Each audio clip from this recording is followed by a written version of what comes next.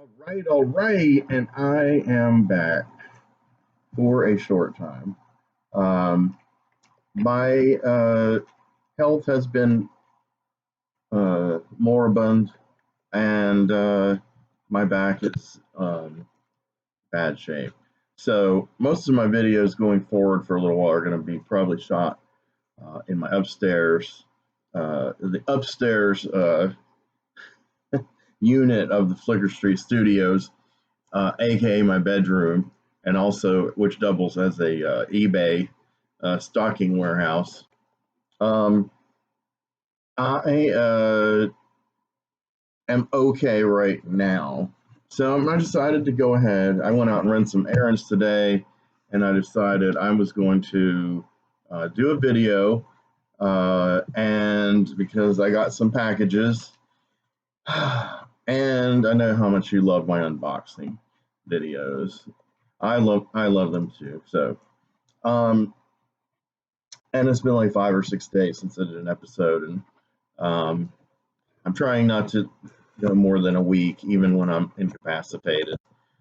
I want to get some content at least once a week, but I know that's not much. But anyway, I am building towards an amazing project that's a variation on Blue Revue, a expansion, a refurbishing that will be available on YouTube and on Rumble with promotional clips on TikTok. So more soon on that official announcement. I've been kind of teasing you guys for a few weeks, but that's because I want to make sure everything's in place. But I'm hoping maybe a week from now I'll have a really exciting announcement on my next Blue Revue, because it might be that long before I do one. But I got four items I want to review, and I'll probably do them upstairs on my phone. This review is going to knock out, it's not going to be a review, it's going to be an unboxing, and it will knock out a lot of titles that now belong to the Permanent Blu-ray Library here at Flicker Street Studio, and at least half of this wouldn't be possible without one of my favorite patrons. I do intend to pay him back, but I had to jump on this sale while I got paid up on my bills, long last, and I did have some extra cash and a couple of eBay sales, and I was like, okay, I got to do this. I've got a window of time. So it's another spring sale. This one was by KINO LORBER. It wasn't like across the board half off of incredible titles like Arrow, which I will say, as of yesterday, I finally actually watched every single one of the Arrow titles that I got during the spring sale, which I did, I think, 3 videos on as they came in, each box, each delivery. So I finally watched all of them, including all the extras. So I feel, I don't know, edified, educated, enriched. So today, we're just going to do a standard unboxing where we're going to go ahead and just dig in, and I'll have some anecdotes here and there. But this is like a massive thing, and this is like my swan song to Blu-ray acquisition, at least for all of the summertime, unless one of you great patrons wants to bless me with some items. I'd really appreciate it. Totally optional, but there's descriptions in the link and a mention of that, and that's something I'd be grateful for. By the way, hit the like button, and subscribe if you haven't. You're going to really want to subscribe soon, because, like I said, the channel's going to change course into an incredible new version of itself. The best version of itself. It's such a cliche. I hate it. It's like it is what it is. So please subscribe. Please drop a like. It's so hard to get likes. And that keeps me going on the algorithms. It keeps me, above water. My views have gone way down from the success I had last year. But they're gradually, crawling upward, and I appreciate it. I really appreciate it. So Without further ado, this is going to be the spring sale, the KINO LORBER spring sale that I indulged in this at the end of this past month, and finally received all of the items today, and as a grand unveiling. So I'm excited to have you here. So enough talking. So here's the items I got. So there's a nice handy little invoice here. Not in, well, I guess it's an invoice, a receipt. So wow.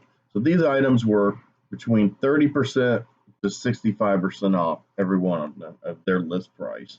And KINO LORBER's list price generally are lower than Arrow's.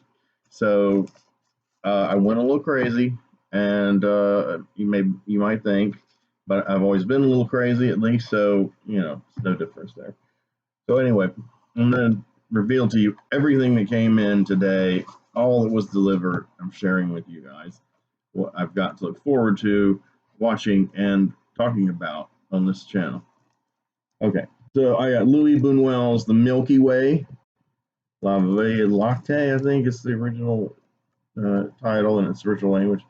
So, yeah, this is a great Bunuel movie. I was excited to see it on KINO LORBER for such a low price, especially with the sale. This one has some interviews and an interview with Jean-Claude Carrière. Now, you guys probably know this. Jean-Claude Carrière is a pivotal 20th century screenwriter and also a novelist and essayist. And he has done so much incredible work in France and on various European films. Gosh, you can name some movies that he's co-written or written or had some hand in, and it's an amazing list. But I mean, I had even forgotten that he co-wrote this one when I saw that. Yeah, it's got some cool stuff on it. It is a 1969 film. It's got our girl Delphine Seyrig, also in Bunuel's Discreet Charm of the Bourgeoisie, which is a masterpiece. And of course, she was the star of Daughters of Darkness by Harry Coumel. And before she went blonde, she was the star of the rather oblique film by Alain Resnais, and written by Alain Robbe-Grillet. We'll talk about him in a little bit. Called, what was it called? Last year at Marienbad. And I reviewed that a long time ago on a double review with a Serbian film. So because of the Serbian film's ongoing notoriety, infamy, I'm hoping a lot of people saw my views on last year at Marienbad, because I talked about it first in the video, and then they're waiting and like, when is he going to get to the fucking Serbian film? Believe me, I got to the Serbian film, and that's been a hot topic on this channel in the past. So no need to go there any further. So okay, that's The Milky Way by Louis Bunuel. This is a treasure trove of wild stuff. Speaking of Alain Robbe-Grillet, if we can read that, The Cinema of is now in redemption. Some of the redemption catalog has been absorbed by KINO LORBER, so it's pretty damn cool. This is Eden and After, and it's my favorite of the Robbe-Grillet films I've seen. I think I've seen about, maybe 10 of his movies, and that he directed himself. And like I said, he wrote some films like the classic Marienbad. This one has Eden and After itself. I would call Eden and After kind of a dreamlike fable. Yeah, I would say it's like fantasy, science fiction, surrealism. Wow, he goes way out on this one. It has a little different vibe than a lot of his. It's less concentrated in on the psychological and the psychosexual, and just way beyond. And apparently, I found out by ordering this, there is an alternate cut of the film called, I have no idea why it's called this, in period, like standing for someone's name, I guess. In Took the Dice. So both versions are on here. In Took the Dice is actually a good bit shorter than Eden and After. So that should be interesting. And there's an interview with show Robbe-Grillet. Just a totally remastered and high def and all that stuff. So anyway, this one I'm excited about eating after. Okay, let's try to keep going here. All right. Jean-Pierre Melville may be familiar with a lot of you guys. I'll be honest, I have not seen a lot of his films. I've enjoyed what I've seen. I attended a memorable screening here in town way back in 1997 with my good buddies Bill White and Tim McLean. And we saw The Samurai at this place called the Manor Theater. And that was very interesting seeing that kind of movie in that setting with those great guys at that point in my cinematic kind of learning development, which I'm still in a way. But so anyway, this one is a Carlo Ponti production, a film by Jean-Pierre Melville. Jean-Paul Belmondo, our man from Godard's films, especially Abu de Souffle, Breathless, which really was kind of it wasn't the first film, but it was definitely a very loud, not an opening salvo, but it was a very loud shot announcing, hey, motherfuckers, the French New Wave is here. So this one's called Le Doulos, and I have seen this once before, and it was just riveting. And to have a copy is just amazing. And yeah, more interviews, more assistant director on this was Volker Schlondorf, our boy here, who German, who I didn't know worked on this until just this second. I have seen some good interviews with him. I think I only own one of his films, and it's his most famous or infamous one.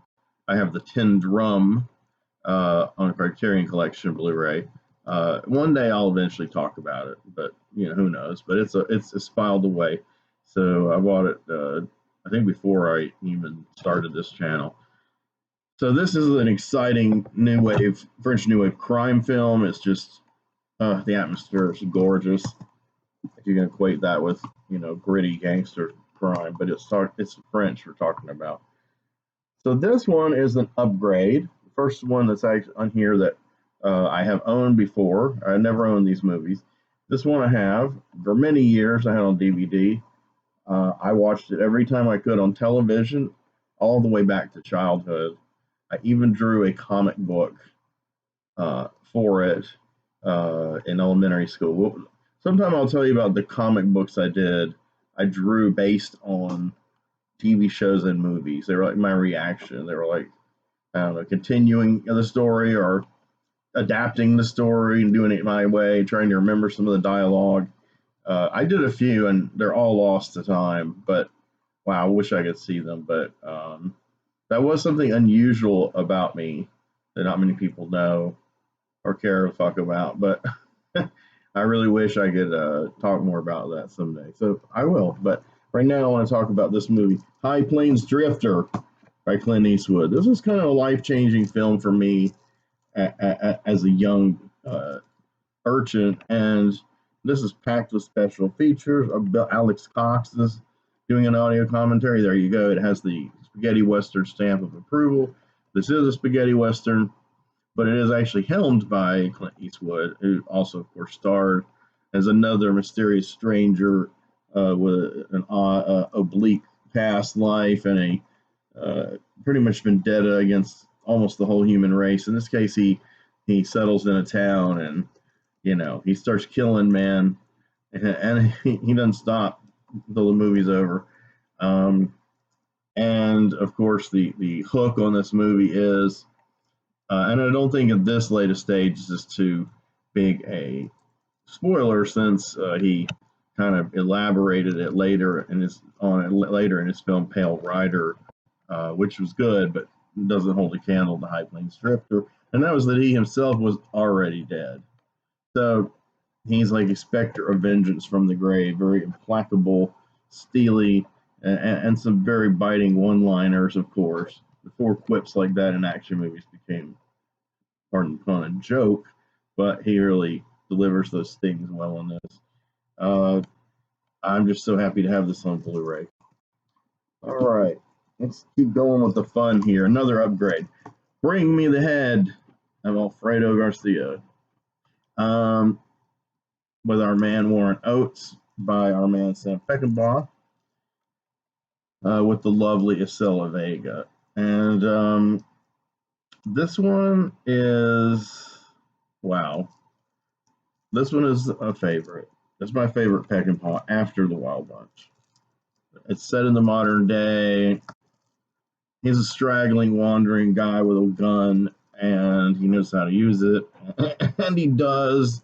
And there's like an audio commentary moderated by Nick Redman. That guy must have been pretty heated, and he had to moderate it. But it was only one guy, Gordon Dawson, a co-writer, assistant producer of this, and some other trailers and commentaries.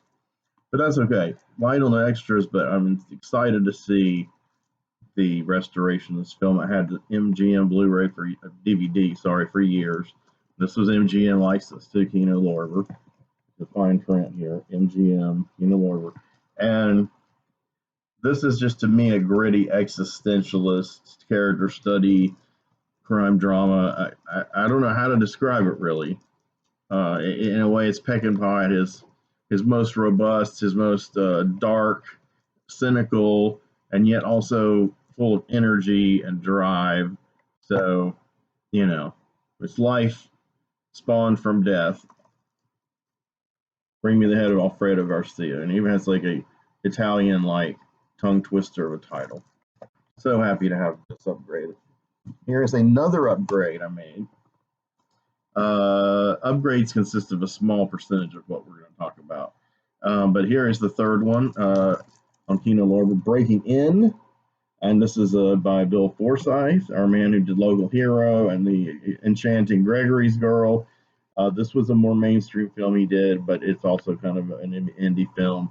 The late 80s, Burt Reynolds, and this is several years before Boogie Nights. And in this film, Burt Reynolds is finally for the first time like showing his real aging, which he only started to do into the 90s. Definitely in Boogie Nights, but in Boogie Nights he had his hair transplant. I don't believe it was a wig. I've read his autobiography, which is just incredible. And he was like, my hair will last until after the apocalypse. My hair will survive me. Meaning, I guess that it's faux, but it can't be recycled. It won't decay. But this was the first movie, one of the only movies where not only did he let his hair go gray, he doesn't wear a hairpiece and didn't have any transplants like he later did. He just kind of let it, in a very distinguished way, recede all through the 70s and 80s, and eventually he would wear some hairpieces, but and then, like I said, eventually get it replaced medically. But this one, he's first showing that Bert's getting old, and he's a crotchety mentor to this kid. And John Sayles wrote this, by the way. What's this kid's name? Casey Somasco. And I used to know a couple of movies he was in after this, but now I don't remember. He made a nice impression on me, though. He's kind of our audience surrogate as we behold his awe at learning under this seasoned thief and safecracker played by Burt Reynolds. Love this film. Forsyth has just a way with character studies and pacing that I enjoy.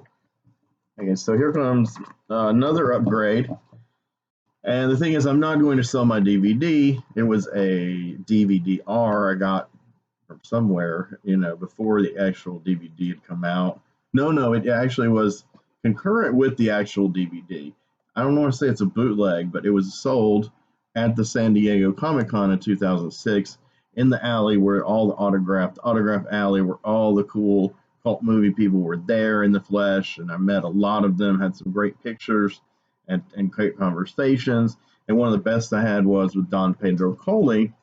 And Don Pedro Coley plays in the movie I'm about to show you. He also has a cult presence as a cult actor from the film Beneath the Planet of the Apes, where he plays the kind of ill-advised name of Negro. That was an afterthought that shouldn't have been thought of in the first place. But he's a really cold, steely cold mutant, like the whole band of antagonists, the apes, who are trying to wipe out the apes and the humans. And spoiler, they succeed. But anyway, the Sugar Hill and her zombie hitman. Sometimes that's the whole title. Look at this vibrant red little blocks here. That is Mama Mosley. Is that her name? Mama Mayberry. I always get a character's name messed up. Played by this woman is named Zara Cully. Zara? Or is it Zana? Or Zava? I can't even read this anymore. I need some cool looking reading glasses. I'm going to say Zara for now. Zara Cully, who played the George Jefferson's mother in the Jeffersons. She was one of the more legitimately humorous elements to that TV series. Here's some zombie hitmen. The zombie effects are cool. It's one of the first movies where they rise up from the grave out of the dirt. The first one that I can think of after Plague of the Zombies by Hammer in the 60s, to my knowledge, was the first, where you had the slow rising up. The actors were actually under real dirt, and they just slowly rose up. So that's in this movie, and of course, that style became part of Fulci's signature style in his undead films. This one has a commentary with Paul Maslansky. That's the director. Interviews with Don Pedro Colley. Yay! Anyway, I bought a copy from him. Is what I was getting at. He signed it. Don Pedro Colley to Henry. Don Pedro Colley, Baron Samedi. So this, as you probably, maybe, hopefully guessed, is a movie about voodoo, and is a blaxploitation film about voodoo. And I reviewed Lord Shango on this channel aeons ago. Recently, my good buddy Sean Lee Levin finally saw Lord Shango. Lord Shango and this could not be more different, other than the fact they have a black cast and deal with voodoo and the time frame they came out. I consider both of them blaxploitation films, and voodoo films, but I don't consider Lord Shango a horror film. Despite what was said about it in the Phil Hardy's Encyclopedia of Horror, also known as the Overlook or R-Room Horror Encyclopedia. Lord Shango is you got to see it. It's a movie that's kind of pitched somewhere between Sugar Hill and Ganja and Hess. Do yourself a favor and do a triple feature one night. I would watch Lord Shango first, then gear up for Sugar Hill, and then head into Ganja and Hess. I love this movie, and yes, Baron Samedi, the real Baron Samedi, the voodoo deity, is evoked in here and is a character. And Sugar Hill is a woman who she learns the voodoo to get revenge on her boyfriend's death at the hands of Robert Quarry, who plays this. He really plays the hell out of this as this unrepentant, nasty, vile, racist, redneck motherfucker who, of course, still wants to have sex with her. And she calls him Honk, short for Honky. Look here, Honk. That's one of the more memorable dialogue. She is, what's her name again? I should know after all these many years. Marky Bay.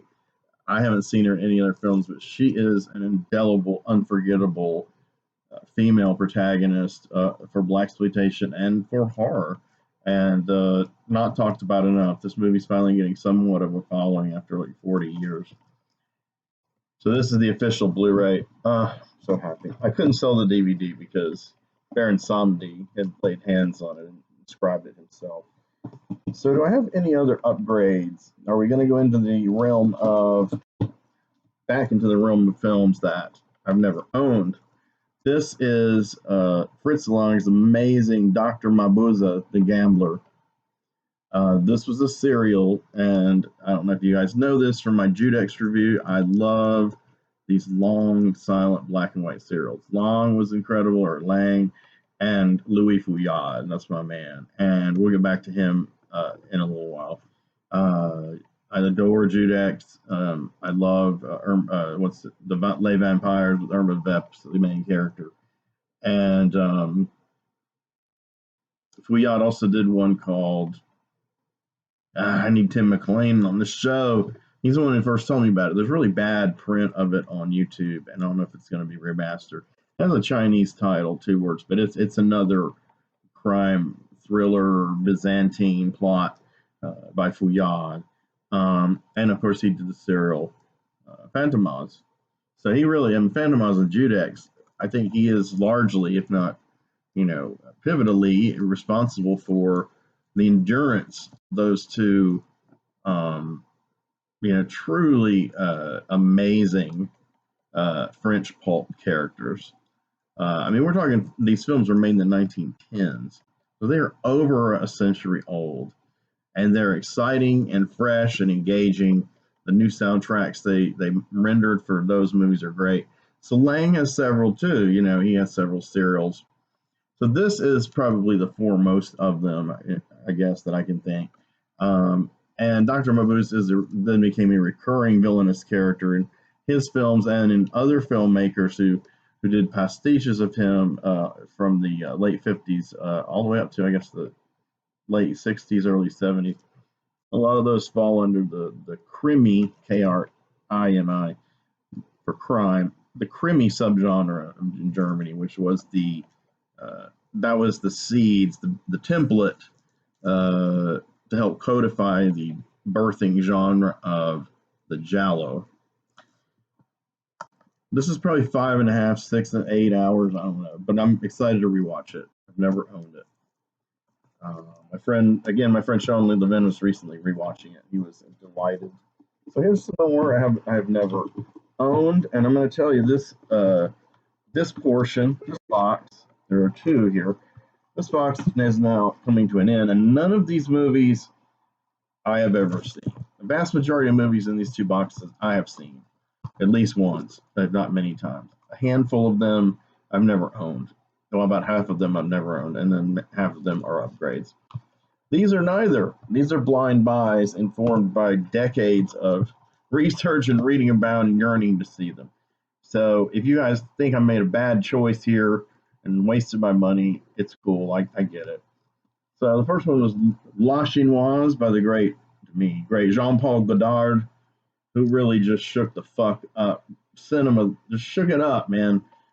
He was a transgressor against all the norms of classic filmmaking, from editing to mise-en-scène to script to themes.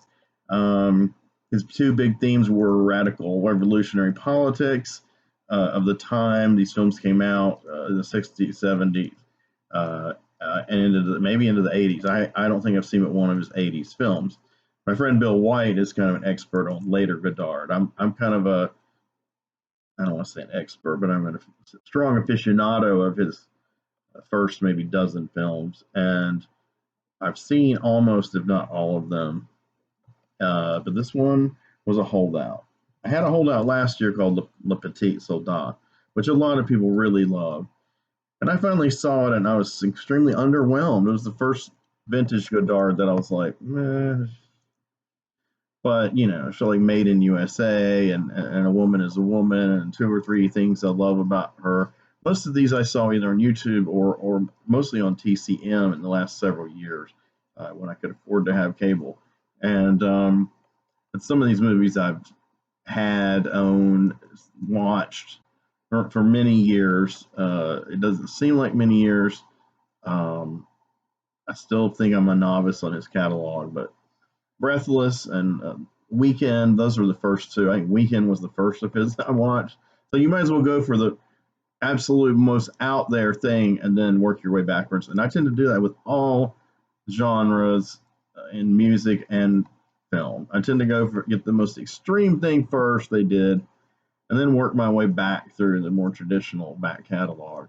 And I know that's ass backwards, but I'm a rebel. No, I'm not. I'm kidding. Well, I don't know.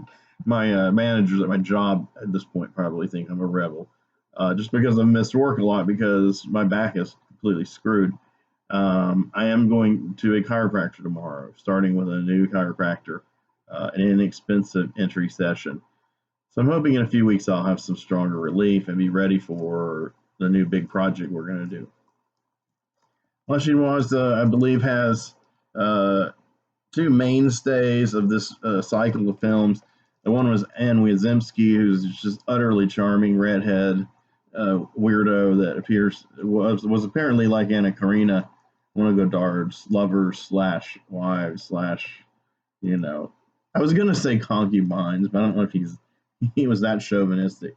The other theme, by the way, of the two I mentioned that runs through these early movies, besides political radicalism, is love.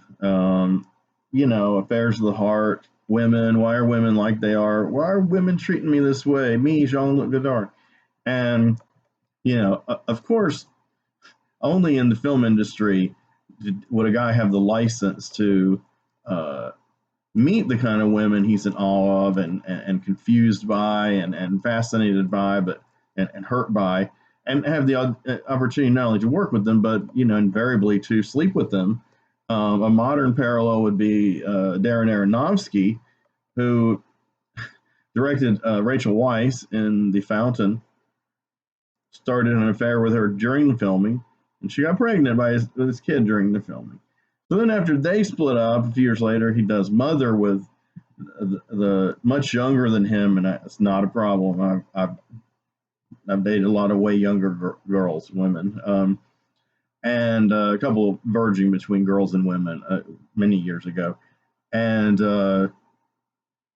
Jennifer Lawrence, J-Law, who really to me has a career peak in Mother. Mother is really quite an experimental film by Aronofsky. Have I reviewed that? I have reviewed that on this channel a long time ago. But during the filming of Mother, he started an affair with Jennifer Lawrence and impregnated her, and now she's got a kid. And he's on to somebody else now. I can't remember if it's somebody who's in a movie that he's working with or not. But so Godard did it first, man. Well, I'm sure plenty of people in Hollywood did it before him. But he's keeping the tradition alive of finding incredible muses and wooing them and seizing their hearts and I guess bodies, and then being, it either putters out or dies out or it explodes in his face, and then he's got to make another movie about this kind of thing that's tormenting him. La Chinoise probably has those elements with Jean-Pierre Léaud, who was in several of his films, famous for the Truffaut, Antoine Doinel cycle of films. He basically grew up on camera playing that character in the Truffaut films. Léaud is somebody that I really loved as a very empathetic character, especially in the Godard films when I was young. Though I had already seen him in Last Tango in Paris, and I reviewed that on this channel for a special episode for like a holiday or something. And I think I was pretty rough on Jean-Pierre, but it's not his fault. The character he plays in Last Tango in Paris is really not that bad a character. He's been insufferably pretentious, playing this filmmaker, wooing this just insanely gorgeous goddess played by Maria Schneider. And in any other context, that might be like, well, he's kind of nerdy and he's winning this woman. Wow, okay, good for him. But in this movie, she's mainly fucking, let's be frank, Marlon Brando's character of Paul. And, even though Marlon Brando's character is quite a bit more bullish and sexist than Léaud's mousy filmmaker, as we get to know Paul, he's a much deeper, richer character and human being.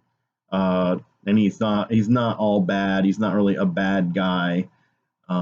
He's overpowering this girl, but she has agency in this film. I implore people who have not seen Last Tango in Paris to not listen to the hysterical rants of idiots like Jessica Chastain, one of the most overrated actresses in the history of mainstream cinema. She went on a little, when it was revealed that allegedly the more graphic scenes in Last Tango in Paris, that Maria Schneider did not know what was happening until it was being filmed, and there was some actual penetration going on with Brando, and it was kind of the director Bertolucci pushing things to the limit, and a lot of directors have done that throughout history. And you know, this was a case where I had seen many articles talking about sex scenes on camera where they actually had sex, and you can't see it, but they're actually having sex, and either they're really good with it or they're really not good with it. That theme is used really really well and depressingly in Abel Ferrara's not bad, Bad Lieutenant, another movie, Dangerous Game. That's an amazing film. I reviewed that one too on this channel.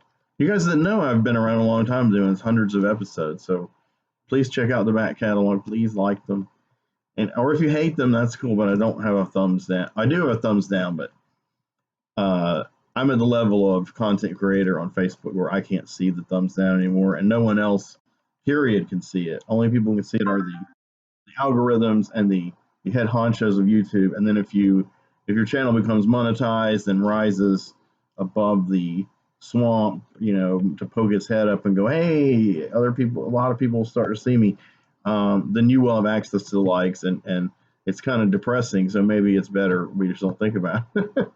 Because I haven't had too many videos ratioed, but my most viewed video is an incredible phenomenon for me that may never be repeated. But it was ratioed. In other words, it had an enormous amount of views and likes, but and more dislikes. So I don't know how to take that. But anyway, I've been wanting to see this for years. This used to be for rent at the Cockbuster video near my house, and I'm excited. This one here, Coming Apart, I read an article on it a few years ago, I think in Film Comment. It's got Rip Torn and Sally Kirkland. Sally Kirkland is one of those people who is an amazing actress. Oh, Vivica Lindfors was in it too. Sally Kirkland was an amazing actor and presence in kind of the burgeoning indie film scene.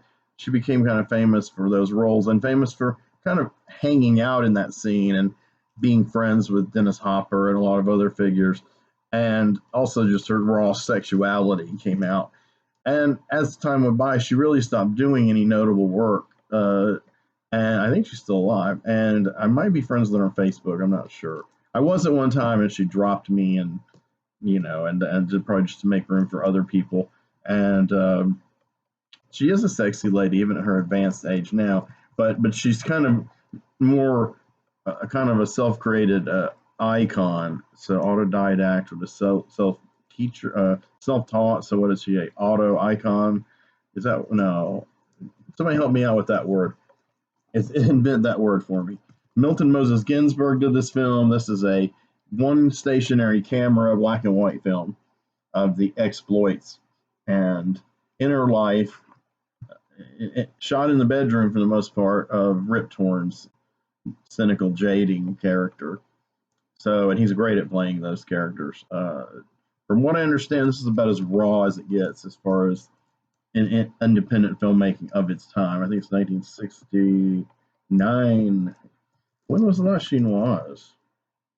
1967. I've heard that was a really good year. So I'm excited to see this one. Here is an early indie American film that I am beyond excited to see. I'm ashamed that I haven't ever seen it. It's been hard to get a hold of. This is Shirley Clarke's The Connection.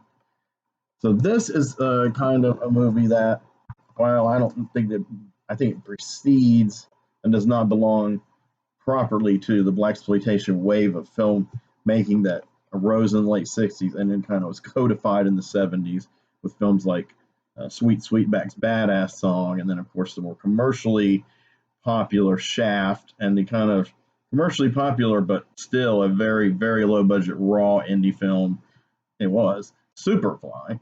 But The Connection has some jazz musicians. I've forgotten kind of the plot, but I really don't care. I'm just excited. This is maybe not the film debut, but maybe so, of Antonio Fargas. I think this is him. And that guy is that yes, that guy is a motherfucking icon of cult cinema. I've corresponded with him very briefly on Facebook about 10 years ago. I was on his list, and he was a daily poster, you know, and very in touch with his fans. And then he kind of rerouted, and I think he made his friend page kind of off limits, except to certain people.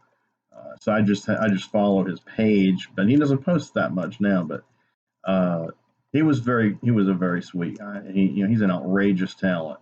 You know, he Foxy Brown, he's incredible. Across 110th Street, he's my God, his character really suffers a horrid fate. You know, he played Huggy Bear on Starsky and Hutch. Uh, Fargus is a legend, man. He played the Rasta buddy of prostitute played by Teresa Russell in Ken Russell's Horror. I mean, he's everywhere. He's in John McNaughton's sci-fi film, The Borrowers. Um, Fargus is to be reckoned with. He always brings humor and passion and authenticity to his roles. He's a guy that I really would have liked to have met. So I finally see the connection. I'm pretty excited about this. So while I'm ahead of myself, I'm going to go ahead and cut this video off, and I'm going to do a part two with box number 2. So I will see you soon. Like and subscribe. Love you, brothers and sisters.